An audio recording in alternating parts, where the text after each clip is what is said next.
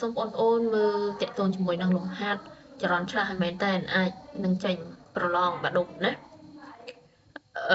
ញ្ចឹងយកលំហាត់នេះមកធ្វើការបង្ហាញឬក៏ធ្វើដំណោះស្រាយឲ្យបងប្អូនមើលទីមួយតាក់ទងជាមួយនឹងសៀគ្វីណាសៀគ្វីលោកគេឲ្យសៀគ្វីមកគឺសៀគ្វីដែលតជាសេរីនៅក្នុងនេះគឺរេស្តង់500អូមអាំងដូចតង់0.40មីលីហង្រី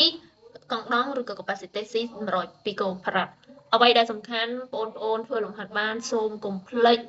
បំបែកຂະຫນາດណាຂະຫນາດហ្នឹងតែយើងបំបែកខុសគឺខុសហើយសំខាន់ពេលរូបមន្ត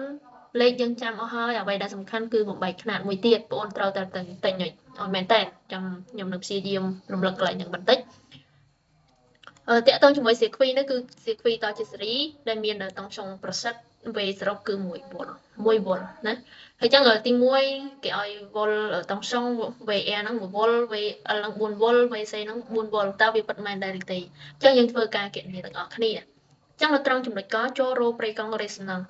ខ្ញុំលោកបញ្ជាក់ឲ្យថាកាលណាយើងរោប្រេកង់ឲ្យតែពាក្យថា resonance គឺសិត L មកទៅនឹងសិត C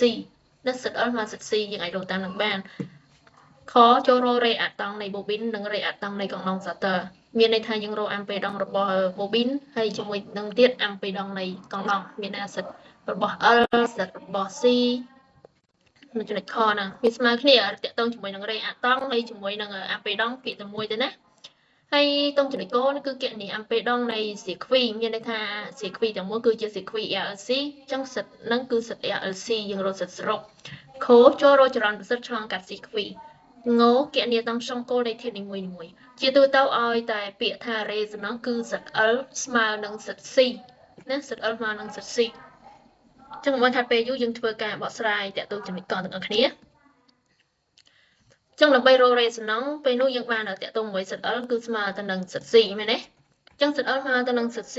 ចឹងយើងមើលសិត L គឺស្មើនឹង L អូមេហ្គាសិត C គឺស្មើនឹង1នៅ C អូមេហ្គានេះផលចែកបោះមកយើងបានអី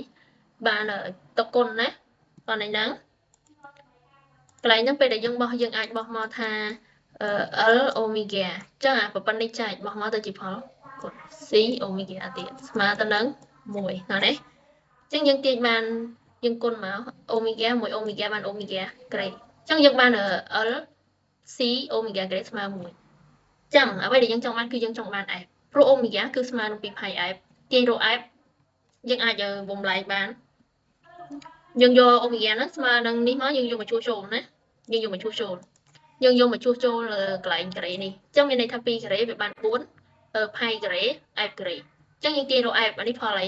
ប៉ុណ្ណឹងផលគុណបោះមកទៅជាផលចែកអញ្ចឹងមួយចែកនឹងប៉ុណ្ណឹងណាមួយចែកនឹង LC 4 pi ការ៉េ pi ការ៉េជាទូទៅយើងយកប្រហែល10អញ្ចឹងតាក់ទងជាមួយនឹង L គឺ 0.4 មីលីហង្រី 0.4 គុណ10សេគុណដក3មីលីគឺដក3 C គឺស្មើនឹង100ពីកូផារ៉ាត់ស្មើទៅនឹង100គុណ10សេគុណពីកូដក10 12ចឹងយើងបាន f ការ៉េស្មើនឹង1នៅលើប៉ុណ្ណេះណាចឹងចម្លើយរបស់ f គឺ 6.33 គុណ10សេគុណ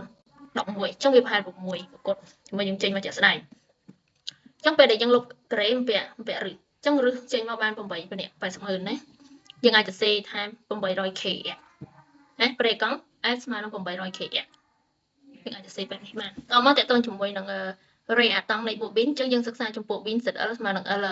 អូមេហ្គាឬក៏ស្មើនឹង2 pi FL បើអូមេហ្គាយើងអត់តបានគណនាលេខអញ្ចឹង F គឺស្មើនឹង8គុណ10សេគុណ5 x ហើយ L គឺស្មើ 0.40 មីលីហង្រីមីលីគឺដក3ខ្លួនមានមួយទៀតដក4ពួកខ្ញុំសេ4គុណ10សេគុណដក4យើងបានសិត L ស្មើនឹង2 pi គុណនឹង8គុណ10សេគុណប៉ុណ្ណឹងមកគឺបាន640 pi ឬក៏2010យើងអាចកត់ទៅណាបើកត់ទៅបាន2000បាន2000បើយើងគុណលេខជាក់ស្ដែងទៅយើងយកពីខ្ទង់ប្រហែល2000ណាបើយកមួយអត់ស្មើភាពគ្នាតោះមកយើងសិក្សាតាក់ទងជាមួយនឹងកង់ដងសាទ័រសិត C គឺ1នៅលើ C អូមេហ្គា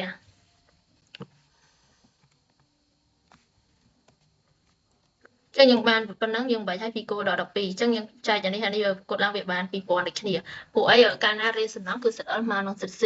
ចឹងរកធ្វើម៉េចត្រូវតែសិត L ស្មើសិត C នៅពេលដែលពេលខ្លះយើងគណនាលេខគឺវាលាគ្នាតិចតួចតោះណាតមកតុងចំណុចគោលគឺយើងរកសិតសរុបគឺម៉ាក R ការ៉េបូកសិត L ដកសិត C អញ្ចឹងកាលណា resonance សិត L ស្មើនឹងសិត C អាប៉ុណ្នេះមក0អញ្ចឹងមានន័យថាសិត RL គឺស្មើទៅនឹង R ណាចឹងអាប៉ុណ្នេះ0ហើយអញ្ចឹង500ការ៉េចេញមកបាន500ណា ចឹងសិតសរុបគឺ500តមកខចូលរោចរន្តប្រសិទ្ធដែលឆ្លងកាត់ CQ ចឹង V ប្រសិទ្ធស្មើសិទ្ធប្រសិទ្ធ E ប្រសិទ្ធចឹងយើង E ប្រសិទ្ធគឺស្មើ V ប្រសិទ្ធនៅលើសិទ្ធប្រសិទ្ធ V ប្រសិទ្ធយើងមានសិទ្ធប្រសិទ្ធយើងមានយើងអាចរកបានណាចឹង E ស្មើនឹង1នៅលើ500គឺ 0.02 អាំពែ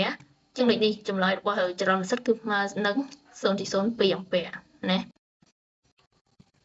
ចឹងតើតើចំណុចចូលគឺយើងកែនេះต้องនេះធាតុមួយធាតុរបស់យើងទាំងអស់គឺមាន3គឺធាតុ A ធាតុ L ធាតុ C ចឹងយើងរក V របស់ A ណាប៉ុណ្ណឹងអស់ជាសេរីគឺចរន្តទាំងអស់ត្រូវតែស្មើគ្នាចឹងយើងបានរក A E ណាចឹង A ប៉ុណ្ណឹង A គឺ500គេនិយាយនេះគឺ1វ៉ុលនៅក្នុងរូបមានតម្លៃស្រាប់ចំពោះបូកមាន VL E និង ZL ចឹង E EL ZL គឺ2000